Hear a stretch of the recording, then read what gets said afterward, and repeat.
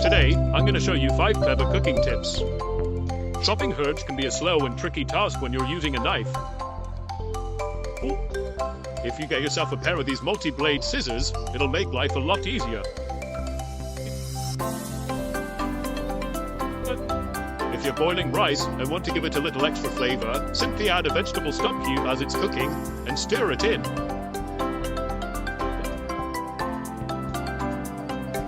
If you give a can of baked beans a good shake before you open it, they'll easily pour out into a bowl or saucepan, and you won't get any stuck at the back of the can. If you like cooking with wine and you've got some left over that you don't want to drink, fill up an ice cube tray and pop it in the freezer. Next time you're making a sauce, you can add a couple of cubes and stir it in.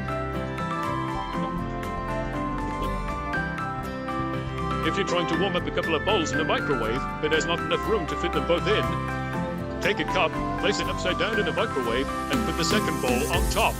This way you can warm up both bowls at the same time. Pretty cool, huh?